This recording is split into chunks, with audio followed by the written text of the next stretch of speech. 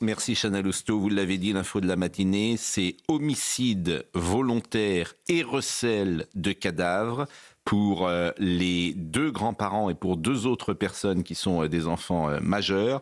Et ils sont en garde à vue à Marseille. C'est évidemment l'affaire du petit Émile Soleil dont je vous parle à l'instant. Les grands-parents avaient la garde d'Émile lorsqu'il a disparu au Auvernais. Il y a près de 2 ans, et Stéphanie Rouquier est avec nous et elle va peut-être nous donner des précisions. Bonjour Stéphanie Rouquier en direct avec nous ce matin. Oui, effectivement, donc ce sont des gardes à vous qui se déroulent à la section de recherche de Marseille. Et vous l'avez dit, ce sont les deux grands-parents ainsi que deux de leurs enfants qui sont majeurs et ils sont entendus donc pour homicide volontaire et recel de cadavres. Et vous savez, c'est une avancée conséquente dans cette affaire car depuis 20 mois, la disparition de ce petit garçon, eh bien, il y a 20 enquêteurs de la section de recherche qui travaillent en continu sur cette affaire. Ils ont accompli un travail colossal. Ils ont fait des dizaines de personnes ont été entendues. Chaque indice, chaque trace qui avaient été relevées lors des battues ont été analysées. Ils sont également bornés, ils ont fait le bornage des téléphones. Chaque téléphone qui a borné dans la zone où le petit garçon a disparu, à l'heure précise où il a disparu, eh bien, ces personnes ont été retrouvées, elles ont été entendues. La semaine dernière encore, eh bien, ces enquêteurs se sont précipités, ils sont encore allés au Auvernais, dans ce petit hameau. Et là, ils avaient une cible bien précise. C'est une jardinière qui se trouve juste à l'entrée du petit hameau, entre le domicile des grands-parents, mais aussi juste à côté de l'église, cette église que fréquente régulièrement cette famille extrêmement catholique. Eh bien, cette jardinière a été vidée, elle a été emportée par les enquêteurs. Des traces d'ADN auraient été retrouvées. Donc, à présent, eh bien, tout le monde est suspendu aux paroles du procureur d'Aix-en-Provence. Et il a précisé que, eh bien, il s'exprimerait de nouveau à la fin des gardes à vue. Merci beaucoup Stéphanie. Tanguy Hamon est avec nous également. Alors, je rappelle bien sûr les faits. Le petit Émile Soleil, il a 2 ans et demi. Il disparaît le 8 juillet 2023 à 17h15 dans le hameau du Auvernais. Il est en vacances chez ses grands-parents. Le 31 mars 2024, l'année passée, des ossements correspondant à ceux d'Émile sont découverts près du Vernay. Les analyses génétiques confirment l'identité. Les causes de la mort sont inconnus. Les obsèques ont lieu le 8 février 2025, soit 19 mois après sa mort. Je ne sais pas s'il y a un rapport d'ailleurs entre ces interpellations ce matin et les obsèques qui étaient il y a très peu de temps. C'était tout récent, oui. Le 8 février, les obsèques sont en présence de toute la famille. Le 13 mars, les enquêteurs étaient de retour dans ce hameau du Auvernais. Les gendarmes avaient alors, selon plusieurs médias, saisi une jardinière disposée à l'entrée d'une chapelle du hameau. Et ce matin, il y a donc 4 interpellés, les 2 grands-parents, je le répète, et 2 autres personnes qui sont 2 des enfants majeurs. Qu'est-ce qu'on peut dire de plus, Tanguy Hamon, ce matin ? Ce qu'on peut dire, c'est que ces gardes à vue sont là pour procéder à des vérifications, a dit le procureur.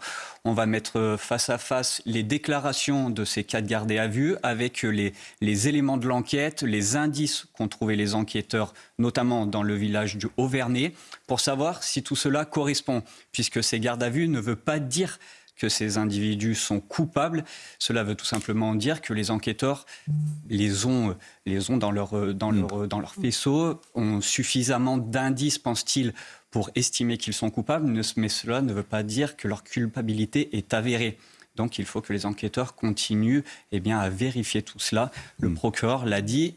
Il était très important, je l'ai eu au téléphone, il m'a dit qu'il était très important de rappeler qu'il n'était pas coupable au moment où l'on parle. Il prendra lui-même la décision de les mettre en examen si cela est nécessaire à la fin de ce garde à vue. Mais pour le moment, il ne s'agit que de vérification, même si évidemment le fait qu'il communique comme ça ce matin laisse quand même présager le fait qu'il a suffisamment d'indices sur la culpabilité de ces gens. Alors, effectivement, parce qu'on peut, parfois, on met des personnes en garde à vue et on ne sait pas précisément pourquoi on les met en garde à vue, me semble-t-il. Je ne suis pas un spécialiste, nous sommes d'accord. Mais là, on donne l'information qu'ils sont en garde à vue pour homicide volontaire. Donc, clairement, ils ont tué. On les soupçonne d'avoir tué leur petit-fils. On les soupçonne. Bon. Donc, là, ma première réaction quand j'ai vu ça, je me suis dit, d'abord, j'imagine qu'ils ont des éléments, et effectivement, c'est suffisamment grave, cet homicide volontaire, et c'est ça qui m'a le plus étonné. pourquoi déjà communiquer sur l'homicide volontaire et pourquoi ne pas dire simplement qu'ils sont en garde à vue? C'est une question toute simple que je me suis posée. C'est ça qui est rare et c'est ça qui est fort, c'est que le procureur de lui-même communique en plus en ces termes. Homicide volontaire, recel de cadavres, c'est quand même des choses qui ne sont pas communes. Et c'est la règle de communiquer sur une garde à vue de ce type où généralement on peut dire, Le plus souvent, c'est nous qui allons vers les procureurs pour se faire confirmer des informations. Et c'est ce qui nous fait dire qu'il a quand même des faisceaux d'indices suffisamment forts. Mais pourquoi le dire ? Quel est l'intérêt de le dire pour la justice française à l'heure à laquelle nous parlons ? Alors je l'ai eu au téléphone et il m'a indiqué que ça permettait aussi de couper court à toutes les supputations, à toutes les rumeurs qui pourraient en sortir si on apprenait via un média local, via des confrères, via notre service police-justice, et bien que des individus sont en garde à vue. Il a préféré prendre les devants. Bon, écoutez, moi j'ai aucun commentaire à faire parce que je suis pas un grand spécialiste évidemment des affaires judiciaires comme vous, Tanguy. Je pose des questions, j'ai envie de dire de béotiens que les uns et les autres peuvent se poser. C'est extrêmement rare. C'est une affaire qui est tellement médiatique que ça explique aussi que le procureur veuille peut-être devancer les journalistes qui vont parler sans avoir toutes les informations. Il donne les informations dont il dispose de sorte à ce qu'on puisse en parler. Non, mais même médiatique, justement, c'était peut-être Joseph Massescaron. La nécessité de se retrouver en retrait. Et je trouve qu'en effet, le terme homicide volontaire et recel de cadavres est extrêmement lourd. Et c'est rare. C'est rare que, en effet, cette explication soit donnée. D'accord. C'est extrêmement rare. Donc, je réagissais en voyant cela. Alors, évidemment, cette jardinière qui aurait été retrouvée, disposée à l'entrée d'une chapelle, c'est-à-dire une chapelle, d'une église, un monument religieux. Il y a des bacs à fleurs, il y a des bacs. Non, mais je veux dire, elle est à l'entrée d'une chapelle. Oui. D'accord. Dans le village. On aurait trouvé des ADN dessus, du sang. Alors, est-ce que c'est l'élément déclencheur qui a conduit à ces mises en garde à vue ? Rien ne permet de l'affirmer pour le moment. Ça fait partie en tout cas des éléments qui sont à la disposition des enquêteurs pour procéder à ces gardes à vue et à ces interrogations. Ça pose pas de question. C'est-à-dire, est-ce qu'il y a eu la volonté, pardon, entre guillemets, parce que je pense à Curé du Ruf, c'est la volonté d'enterrer, puis ensuite après on a enlevé, c'est possible. Alors je ne voudrais pas qu'on aille, je vous assure, mais sur cette affaire Émile, depuis le départ, je ne voudrais pas qu'on perde notre temps avec des hypothèses alors que nous ne savons rien. Il y a que ça. Non, mais c'est extrêmement... Donc, c'est aussi... ça fait plusieurs fois que cette affaire revient à la une de l'actualité et nous l'avons toujours traité comme cela sur CNews. C'est-à-dire que, j'ai envie de dire, factuel. D'accord. Pur factuel. Extrêmement... Mais je ne veux pas qu'on entre dans « il aurait fallu, c'est possible » et que... Bon. Il est extrêmement troublant. Il est extrêmement troublant aussi donc, que ce soit en effet une jardinière devant une chapelle. Donc vous n'écoutez pas ce que je dis en fait. Si, j'ai bien entendu, mais ça, ce sont des faits. C'est troublant que ce soit, qu'il y ait des traces d'ADN dans cette. Mais vous n'en savez rien qu'il y ait des traces d'ADN dans une jardinière. C'est ce qui était. Non, vous n'en savez rien. Justement, vous entrez là-dedans. Moi, j'ai simplement dit il y a une jardinière qui a été trouvée, mais personne ne sait si vous entrez déjà dans des conjectures qui sont très délicates parce que après.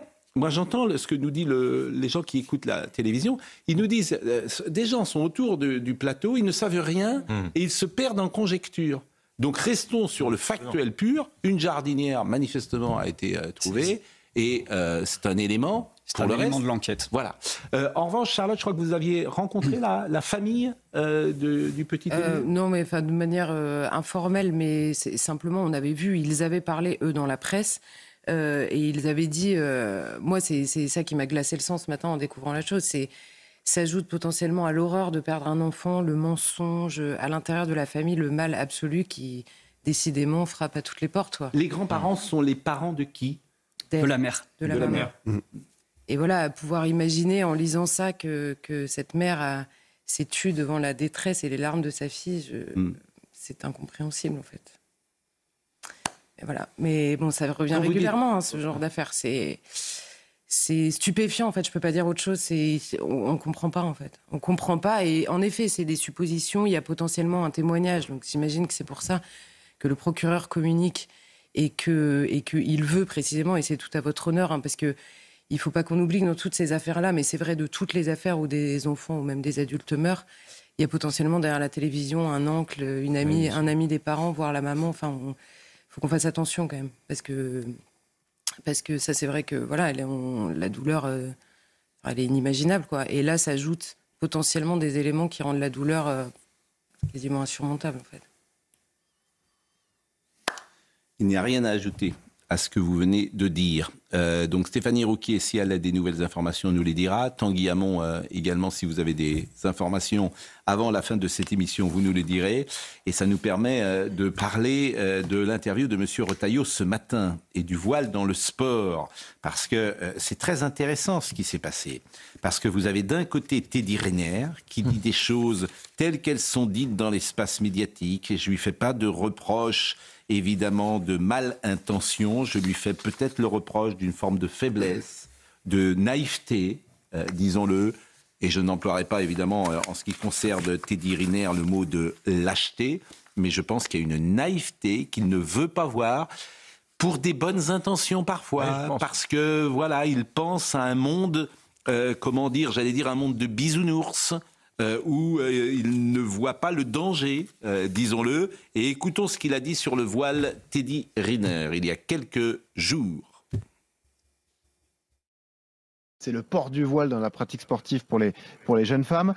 Est-ce que toi, en tant que sportif icône du sport, tu as une position, est-ce que tu as un avis sur la question ou pas? D'abord, toi, qu'est-ce que tu en penses? Moi? Ah bah Oui. si tu me demandes mon avis, moi je trouve que c'est scandaleux de stigmatiser les jeunes filles qui portent le voile pour faire du sport et qu'il y a énormément de sujets beaucoup plus importants à traiter pour améliorer le sport en France que celui-là. Et moi je suis complètement d'accord. Je te donne mon avis personnel qui n'engage que moi. Je suis assez choqué de voir qu'en fait on se concentre sur un sujet mineur comme celui-là, alors que finalement autant laisser. Regardons ce qui se passe ailleurs, notamment chez les pays anglo-saxons. Et puis surtout le plus important, c'est la pratique du sport. Exactement. Qui est justement extrêmement bénéfique, qui est extrêmement bénéfique pour le développement d'un enfant. Plutôt que de stigmatiser une population comme ça et d'interdire l'accès au sport, ce que nous on combat depuis des années à certaines personnes. Qu'est-ce que t'en penses toi, Teddy? J'aurais pas mieux dit, je dis qu'on perd notre temps, alors que quand on voit chez les voisins, dans d'autres cultures, tout se passe bien et ça n'emmerde personne. Je crois qu'en France, on perd notre temps sur des choses et surtout on se sert de certaines choses pour mettre la lumière là où il ne faut pas. Voilà. Totalement. Et je dirais même, je rajouterais même que pensons plus égalité que s'acharner sur une seule et même religion. Voilà. C'est terrible parce que j'aime bien les gens qui s'expriment là, et notamment Marion Bartoli, mais elle fait preuve d'une naïveté quand elle dit l'important c'est le sport. Il y a un problème de culture chez ces gens-là. Ils sont dans leur monde. Madame Bartoli, elle est dans son monde. C'est une tenniswoman de haut niveau et elle ne va pas au-delà de ça. Elle ne voit pas ce qu'il se passe. C'est pour ça que je parle de naïveté. Et qu'il faut savoir ce qui se passe. Et elle est beaucoup moins bien placée pour parler de ça que précisément Maillard Monchipour. Parce que Maillard Monchipour, il a connu le régime des Mollahs. Il sait de quoi il parle.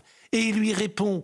Il faut que Mme Bartoli, elle entende. Il faut qu'elle accepte l'idée qu'elle puisse changer d'avis. Je sais que c'est difficile d'accepter cette idée. Ça nous arrive tous. Ça nous arrive tous de changer d'avis. Moi, le premier, souvent. Mais il faut qu'elle accepte cette idée, il faut qu'elle entende ce que dit Monchipour. Et on va l'écouter. Je suis né en Iran, dans un pays qui a goûté à l'islam, religieux, politique. Aujourd'hui, en fait, je dis à ceux qui ne connaissent pas de la fermer. Teddy, je pourrais lui dire en face de lui, avec ses 140 kilos, quand tu ne connais pas, ne t'en mêle pas. Teddy, si tu veux pas que ta fille, ta cousine, ta sœur se fasse insulter parce qu'elle va à la piscine habillée en maillot, parce qu'elle va à la plage habillée en maillot, ferme. Le voile est un linceul qu'une idéologie religieuse veut mettre sur les femmes. Ils ne connaissent même pas les textes qui l'ont imposé aux femmes. Permettre à ce que des jeunes filles soient couvertes parce qu'elles attiseraient la convoitise des hommes, dans ce moment de liberté qu'est le sport, c'est tuer leur liberté. Dans cette idéologie religieuse, la femme est un objet à la disposition des hommes. On vous fait croire que le voile, c'est porter un bout de tissu sur la tête. Non, non, non, non. Le voile, c'est cacher la femme dans son entièreté, dans sa personnalité. Qu'elle soit la moitié de son frère ou d'un homme, d'un agresseur. Vous voulez ça pour vos filles, pour vos sœurs, pour vos femmes, pas moi. Il dit la même chose, Monsieur Monchipour, quand il dit absence de culture chez Marion Bartoli sur ces sujets-là, bien sûr, uniquement sur ces sujets-là. Et elle récite le catéchisme médiatique. Mais Teddy Riner aussi, parce que c'est plus... Quand je dis naïveté, c'est tellement plus facile d'être de ce camp-là. Et là, je leur reproche, c'est tellement plus facile d'être de ce côté-là, de dire mais arrêtez, tout va bien, ça pose pas de problème. C'est tellement plus facile. Mais dans 10 ans, dans 15 ans, qu'est-ce qu'il dit mon chipour ? La fille de Madame Bartoli, elle sera peut-être obligée d'avancer dans la rue voilée. C'est ça qu'ils ne veulent pas entendre. Et qu'ils ne croient pas. Moi, je pense que c'est pas seulement le catéchisme médiatique, même s'il y en a peut-être une partie. Je pense que c'est aussi l'adéquation avec une génération. Chez les jeunes, et je suis sûr que chez les jeunes, l'opinion de Teddy Riner est, je le déplore, majoritairement partagée. Beaucoup de jeunes, y compris dans le milieu du sport, ne comprennent pas, dans les vestiaires de foot, dans les sports individuels, qu'on veuille interdire le voile dans le sport. Parce que chez beaucoup de jeunes, la laïcité est quelque chose qui est mal compris. Notamment chez certains jeunes issus de l'immigration. Donc je pense que Teddy Riner, il colle beaucoup à ça. Et effectivement, je suis d'accord avec vous. Il y a beaucoup de tolérance. Moi, je suis d'accord avec vous parce que j'ai des jeunes gens autour de moi, et même proches, et effectivement, ils ne comprennent pas. C'est ça. Ils ne saisissent pas les enjeux. Exactement. Et donc, quand vous entendez des sportifs de haut niveau, ils collent aussi à ça, quoi. Et t'apparais toujours dans ces cas-là comme quelqu'un de réac, d'intolérant. C'est ça. T'as le mauvais rôle. Après, ça, c'est le piège d'après. Mais oui, t'as le mauvais rôle. C'est pour ça que c'est bien qu'il y ait quelqu'un comme Monsieur Monchipour qui puisse s'exprimer en connaissance de cause, parce que ça s'appelle l'expérience du réel. Mais sa voix est plus forte que la nôtre. Bien sûr. Ouais. Sa voix est plus forte que la nôtre. La nôtre, elle ne pèse pas. Bien sûr. Vincent Hervouette. Il faut dire à ces jeunes gens qui vous entourent de sortir de leur lit, sortir de leur chambre, sortir de leur quartier, aller se promener dans le monde et regarder comment le monde évolue. Ils n'ont pas besoin d'aller en Iran, d'ailleurs. Qu'ils aillent à Londres et qu'ils regardent autour d'eux, qu'ils ouvrent les yeux. Parce que c'est vrai que c'est de l'expérience. Le témoignage lesté par l'expérience d'un Iranien, d'un athlète, est beaucoup plus puissant que tous les raisonnements et que tous les propos moralisants qu'on peut tenir. Mais en même temps, la casuistique des frères musulmans, leur logique implacable, leur mauvaise foi obstinée, toujours à l'œuvre, font des ravages. Et il faut endiguer ça en revenant au réel, en disant la réalité, en montrant la réalité. Dans le monde entier, dans le monde arabo-musulman depuis 40 ans, il faut regarder ce que ça a fait. Allez le dire à Jean-Christophe Drouet d'RMC qui présente l'émission. Allez le dire à Marion Bartoli, vous ne les convaincrez pas. Et vous passerez pour un réac, vous passerez pour un odieux fasciste. Mais qu'ils me traitent de réac. Non mais, et c'est ça la difficulté. Qu'ils sortent de chez eux, de leur studio climatisé. Oui, alors Marion Bartoli, elle est sortie de son studio, elle a fait le tour du monde elle a fait le tour du monde des stades. Arrêtez des... Vous êtes un peu dur. Non, arrêtez, elle a voyagé en première classe. Arrêtez dans des bus climatisés, dans des hôtels qu'ils sont aussi. Qu'elle aille dans la réalité. Je pense pas que c'est qu'une question de voyager. Qu'elle aille dans la réalité. Il y a beaucoup de pays européens, il y a le multiculturalisme qui règne et où ça pose aucun problème. Je le déplore. Moi, mon modèle, c'est le modèle français laïque. Mais pour des gens comme Madame Bartoli, dites pas comme que ça pose aucun problème. Allez à Molenbeek. Ne dites même pas cette fausse. Mais comment vous pouvez dire là-bas, les gens considèrent que le multiculturalisme, ça fonctionne pour beaucoup d'entre eux. Non, mais Paul, vous n'êtes pas sérieux. Franchement, Paul, le multiculturalisme fonctionne. Vous n'êtes pas sérieux, Paul, en disant que ça ne pose aucun problème. Aller à Londres, où je me souviens, il y a 25 ans, Julien Clerc, sur un plateau de télévision, dit, il vivait à Londres à l'époque, et il dit, à Londres, ça se passe bien, ils sont beaucoup moins tendus que nous sur ces sujets-là. Je me souviens de son expression, ils sont beaucoup moins tendus que nous. Et lui-même, dans un rapport de tolérance, d'ouverture, parce que c'est souvent des bonnes intentions, exprime ce que je viens de vous dire là. 25 ans plus tard, où on en est à Londres aujourd'hui? Où on en est? Où on en est? Parce qu'il ne faut pas se tromper. C'est-à-dire que si tout le monde pouvait vivre l'un à côté de l'autre sans problème, ça ne poserait pas de souci. Mais la vérité, lorsque l'islam devient majoritaire dans un endroit dans le monde, les autres ont du mal à vivre. C'est une vérité absolue dans le monde entier. Vous pouvez prendre ça comme vous voulez. Ce que je dis est incontestable partout. Donc, évidemment que nous disons des choses qu'on ne disait même pas dans les années 80. Parce qu'on avait tous, à la fac, touche pas à mon poste. C'est ça la vérité. À mon pote. SOS racisme. On a, mais bien sûr, parce que, touche pas à mon pote, bien sûr. C'était un bel idéal, mais bien sûr. Peut-être que ça ne fonctionne pas avec l'immigration massive et de cette façon-là. Vous avez entendu le carillon d'Europe 1.